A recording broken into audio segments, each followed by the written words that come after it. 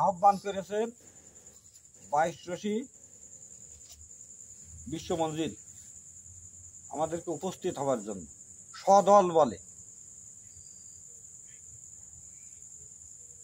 আমরা প্রস্তুত না? প্রস্তুত না? আমরা অবশ্যই সেখানে যেতে প্রস্তুত। কিছু বুঝার ভুল আমাদের হয়ে থাকে, না হয় না? আমরা কি সঠিকভাবে বুঝতে পারি? এই মানুষ, আপনারা ব্যাকরণ যদি খুলে দেখেন, এই মানুষের আবিধানিক অর্থ বলছে যে ভুল, তাহলে আমরা ভুলের ভিতরে, মানুষ সবসময় ভুলের ভিতরে। তাই এটা শুধু আমাদের তরফ থেকে নয়, আল্লাহর তরফ থেকেও এটা নির্ধারিত। আমি পাহাড়কে সাধলাম, পাহাড় নিল না, জমিনকে সাধলাম, জমিন নিল না, মানুষ তুলিয়া লইল, নিশ্চয়রা ক্ষতিগ্রস্ত হইল, নিশ্চয়রা ভুলের ভিতরে নিমজ্জিত থাকল। এই আয়াতের ব্যাখ্যায় রুমি রহমতুল্লাহ বয়ান করছেন, তুলিতে নারিল আসমান আমানত ভার, তুলিয়া দাও ভাগে পাগলা। এই যে গুরু ভার একটা দায়িত্ব আমরা নিলাম, তার বিচার বিবেচনা আমাদের কতটুকু, আমরা কি করতে পারলাম? তাই মহাপবিত্র 7ই সফর নির্ধারিত একটা খেদমত ছিল না ঠান্ডু ভাই? এই খেদমত দ্বিগুণ হয়ে গিয়েছে, খেদমত দ্বিগুণ হয়েছে। কারণ হইল, বিষয়বস্তু এমনই একটা হইল, তাদের একটা সন্তানের যদি আকিকা দেওয়া হয়, তারপর মেয়ের সাথে একটা ছাগল আকিকা দিলেই হয়ে যায়, না যায় না? যদি ছেলে সন্তান হয়, তাহলে আমরা যে অবস্থায় খেদমত নির্ধারণ করিলাম, আমাদেরকে যে দায়িত্ব দিয়েছিল, এখন তার দ্বিগুণ করা হয়েছে। নিশ্চয় এর ভিতরে কোনো কারণ নিহিত ছিল না? ছিল না? কারণ কি ছিল?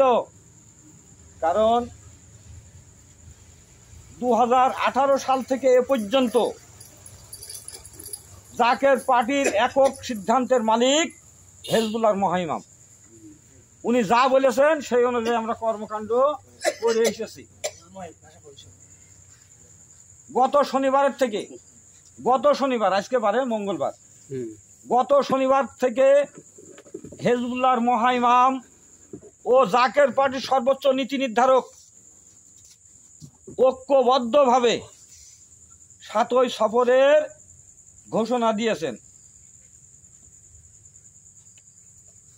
এবং মিয়া ভাইজান মুজাদ্দেদি সাহেব এই 7ই সফর খাজা দিবস পড়িনি, শুক্রবার পড়েছে। ফাতিহা শরীফ ফয়সাল তুমি বলিয়ে দাও সমস্ত জাকের ভাইদেরকে, এই 7ই সফর ফাতিহা শরীফ হবে জাকের পার্টির জন্য, জাকেরদের জন্য বিজয়ের ফাতিহা শরীফ। আর সবাইকে জানিয়ে দাও খেদমত দ্বিগুণ করা হলো। আপনার একটা লালন গীতি গান শুনেছেন, খাসার আড়া পোলো ঢুসে পাখি আর দাঁড়াবে কিসে, ওই ভাবনা ভাবছি বসে আমার চমক যারা বইছে গাই। আমরা আমাদের বুদ্ধি, আমাদের মেধা কতটুকু, আমাদের বুদ্ধি, আমাদের মেধা দিয়ে আমরা যা বিচার বিবেচনা বিশ্লেষণ যা করি তা ভুল হয়ে যায়। আমরা অনেক জাকের ভাই, অন্তত 90% জনের মধ্যে আমরা প্রকাশ করেছি।